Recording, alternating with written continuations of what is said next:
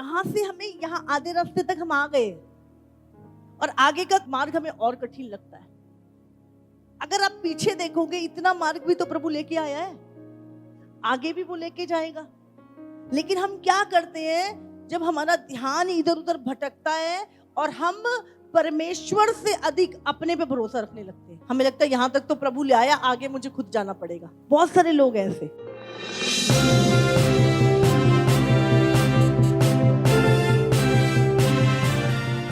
यीशु के पीछे भीड़ क्यों चलती थी बताओ? चिन्ह चमत्कार के लिए। लेकिन जब यीशु मसीह के ऊपर क्रूस पे गया तो कितनी भीड़ थी उसके पीछे, सब चमत्कार लेके बैठ गए थे। तो आज एक भीड़ वो है जो चिन्ह चमत्कारों के लिए यीशु के पीछे है, और जब उसके काम होने बंद हो घर जाए। लेकिन एक है भेड़ जो चरवाहे के पीछे चलती है। तो हमें भीड़ नहीं बनना, आए जी काम निकलवाया, प्रेयर करी, ये भीड़ है। और जब सताव आएगा तो भीड़ पूरी की पूरी गायब हो, केवल भेड़े रह जाएंगी। अच्छा, क्यों भेड़े रह जाएंगी? क्योंकि उनका चरवाहा उनके साथ होगा। उस मुश्किल घड़ी में भी, उस कठिन समय में भी उनका चरवाहा उनकी अगुवाई करेगा और उनके साथ होगा।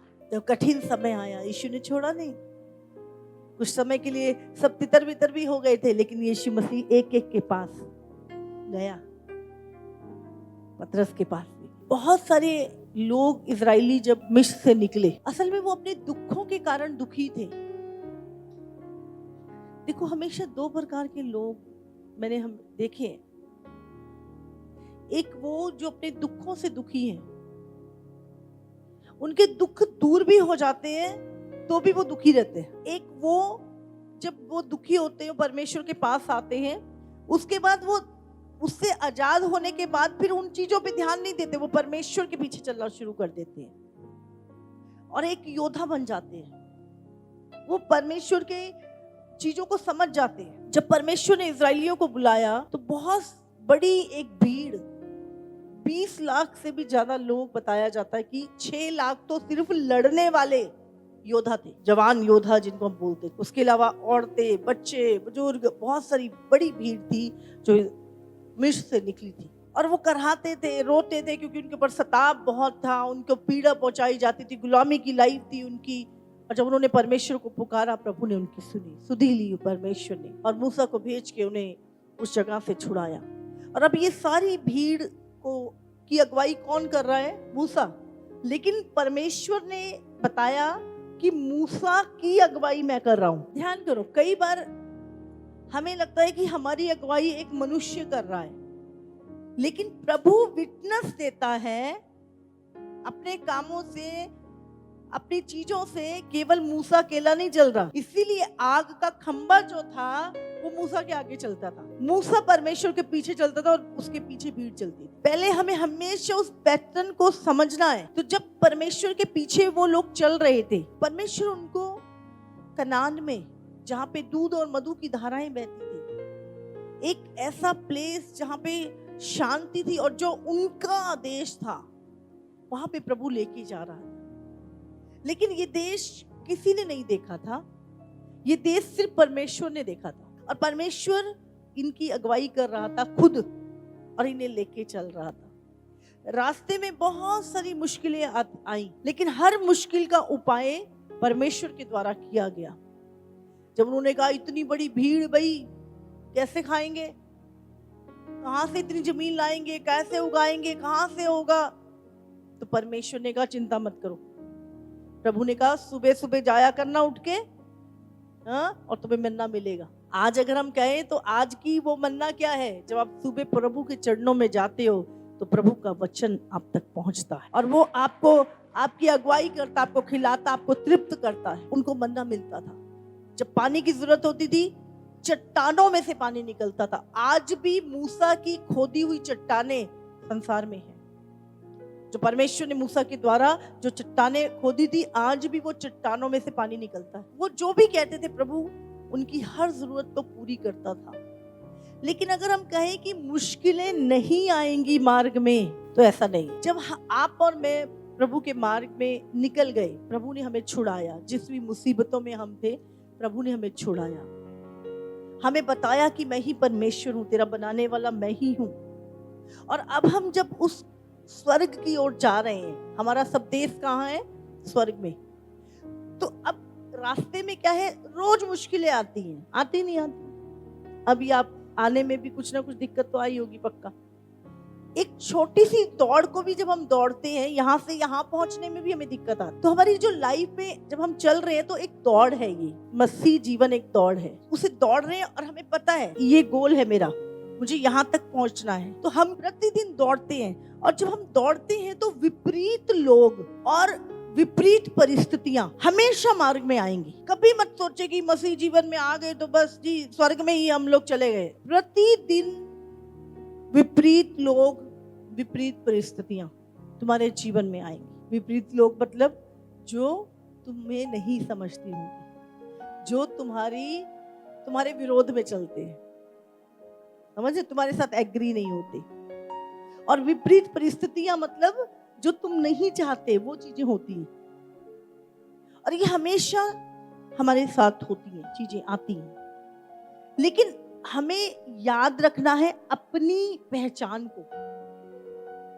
मैं कौन हूं? परमेश्वर की भेड़े। तो हमें कौन निकाल के लाया संसार से? संसार में उलझे हुए थे, शैतान के जकड़े हुए थे, तो हमें सबको किसने छुड़ाया? परमेश्वर ने। और अब हमें कौन लेके चल रहा है? प्रभु लेके चल रहा है। तो जब विपरीत परिस्थितियां, विपरीत लोग आते हैं तो परमेश्वर क्या करता है? उपाय करता है, आपके शत्रुओं से पलटा भी लेता है वो। बहुत बार आपको लोग सॉरी बोल के जाते हैं, हाँ भाई गलती हो गई मुझसे, वो रियलाइज कराता है प्रभु कि ये मेरी संतान है, इसको कुछ नहीं कहना। और जब हमें चट्टान में से पानी चाहिए होता है, हमारी जरूरतें पूरी करता नहीं करता? सब बताओ, सब करता नहीं करता? कितनी बार ऐसा लगता है कि बस अब नहीं होगा, या ये यहां से नहीं मैं निकल सकता, लेकिन आप आराम से निकल जाते हो। तो इसका मतलब निकालने वाला कौन है? परमेश्वर है। और पर प्रतिदिन हम शक करते हैं, प्रभु यहां से हमें यहाँ आधे रास्ते तक हम आ गए और आगे का मार्ग हमें और कठिन लगता है। अगर आप पीछे देखोगे, इतना मार्ग भी तो प्रभु लेके आया है, आगे भी वो लेके जाएगा।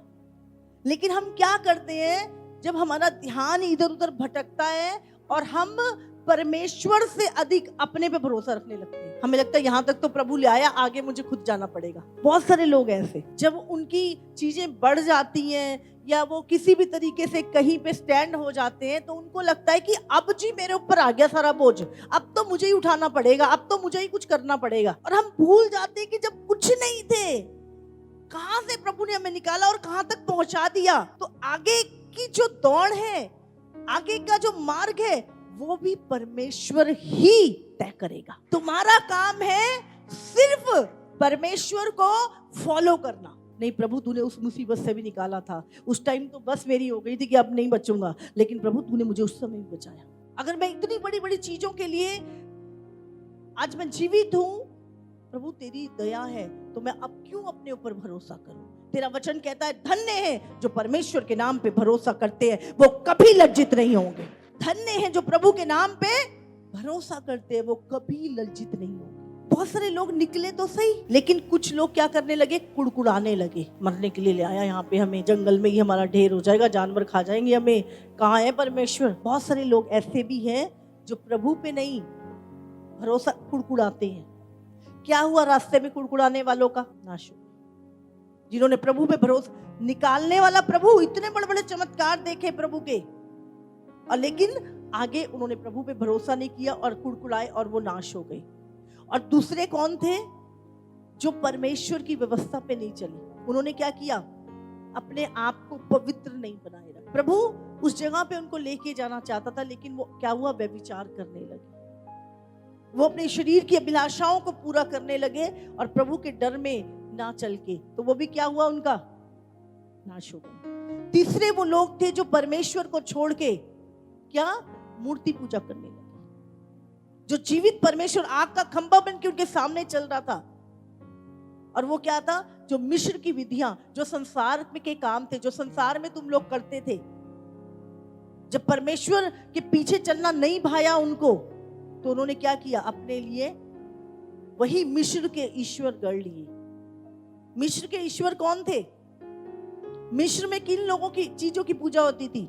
नील नदी की पूजा होती थी वहां। और परमेश्वर ने क्या किया था? नील नदी को क्या बना दिया था? लहू बना दिया। वहां पे मेंढकों की पूजा होती थी और पूरे मेंढक से भर गए थे। आग की पूजा होती थी, आग ऊपर से गिर के उनको नाश किया था। जो उनके ईश्वर थे, प्रभु ने यहाँ तक कि उनके सब पहलौटे मर गए, दोगान दे, बहुत सारे ऐसे ईश्वर थे उनके, संसार के जो ईश्वर, गड़े हुए ईश्वर थे। और उन्होंने क्या किया? उस जीवित परमेश्वर को भूल के, जो उन्हें निकाल के लाया था अपने 10 चमत्कार बड़े बड़े करके, उन्होंने अपने लिए क्या किया? बछड़े बना लिए। आज आप दुनिया में सबसे ज्यादा बछड़े की पूजा होती है, पता है आपको? पूरे वर्ल्ड में, वर्ल्ड वाइड बछड़ा है। ये नहीं कि कहीं गांव में या कहीं यहाँ, पूरे वर्ल्ड वाइड। आप देखते हो एक इल्यूमिनाटी वालों का भी जो है वो भी बछड़ा है। जहां भी आप देखोगे एक बछड़ा आपको दिखाई दे देगा। आजकल तो बहुत सारे ऐसे ब्रांडेड कपड़े हैं जिन पे वो छपा होता है। पूरी दुनिया बछड़े के पीछे जा रही है और ये सोना चांदी अपना सब कुछ दे के एक बछड़ा ढाल दिया और उनसे कहते हैं बछड़े हमें बचा। आज भी लोग क्या करें? यही सोना कान में पहन रखा है, इसी की एक फोटो बना के बोलते तू हमें बचा। ना वो बोलता, ना वो सुनता, ना वो देखता। उसको तो खुद कीलों से टांग के एक जगह खड़ा किया होता है और हम कह रहे हैं तू हमें बचा ले, हे काठ तू हमें बचा ले, हे पत्थर तू हमें बचा ले।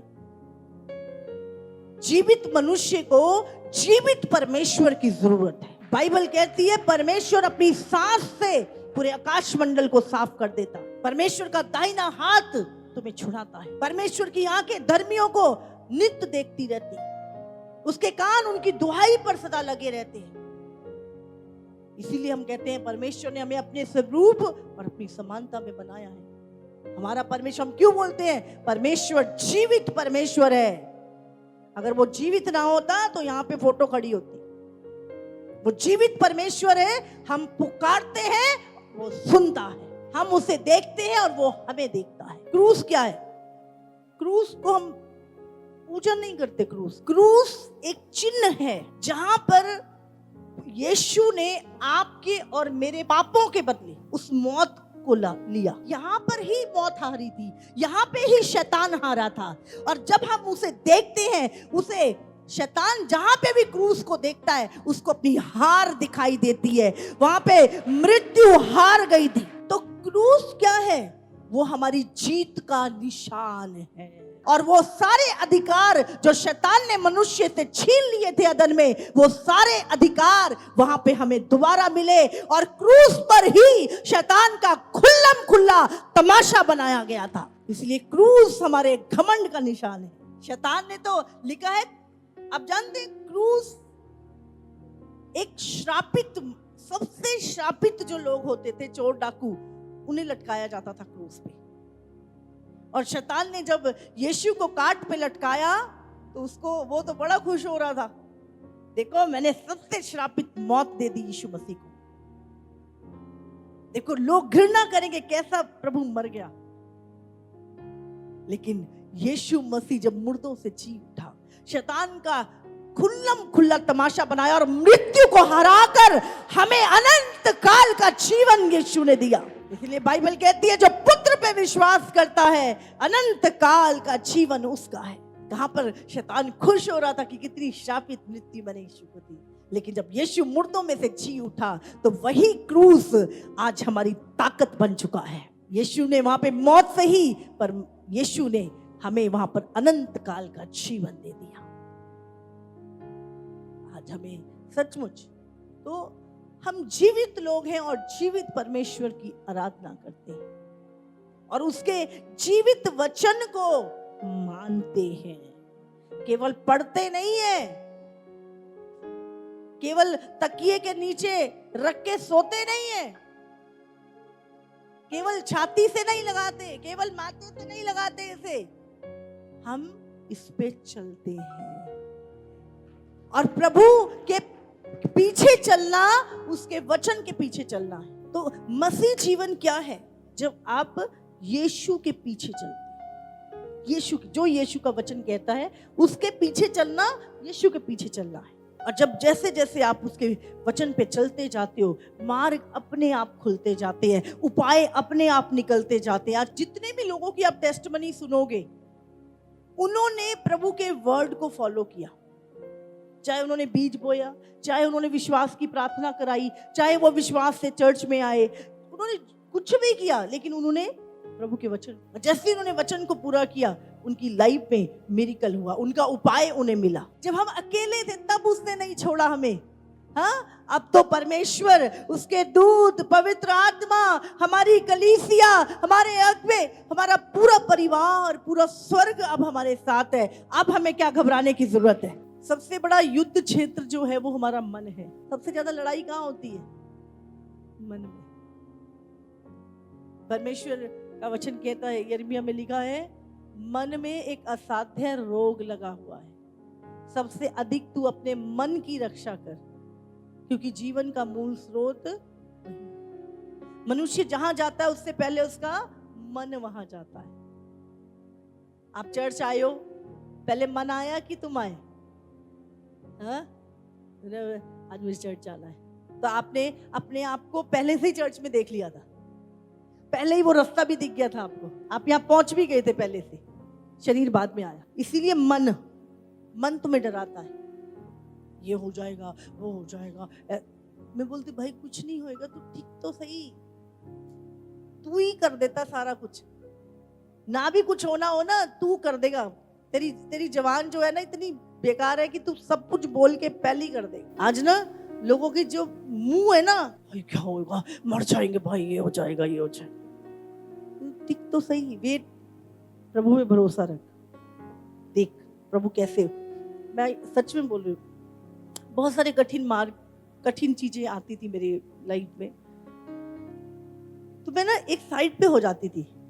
मैंने बोलूं प्रभु मैं तो तेरे पीछे चल रही हूँ, मुझे पता है बहुत मुश्किल है, ये कैसे होगा मुझे नहीं पता, पर मुझे इतना पता है कि तू सब कुछ कर सकता। और मैं हैरान होती थी परमेश्वर के कामों को देख के कि अरे यहाँ तक तो मेरी सोच भी नहीं गई थी, प्रभु तू इस तरीके से तूने इस प्रॉब्लम को सॉल्व किया। और मैं धीरे धीरे छोटी छोटी चीजों में मैंने अपने फेथ को बढ़ाया, बड़ी बातों में नहीं, लोग बड़ी बड़ी बातें, मैंने छोटी छोटी बातों में, प्रभु अब ये चीज है, ये कैसे हो, मैं अपना बोझ तुझे देता हूँ, तेरा वचन कहता है अपना बोझ मुझ पे डाल दे।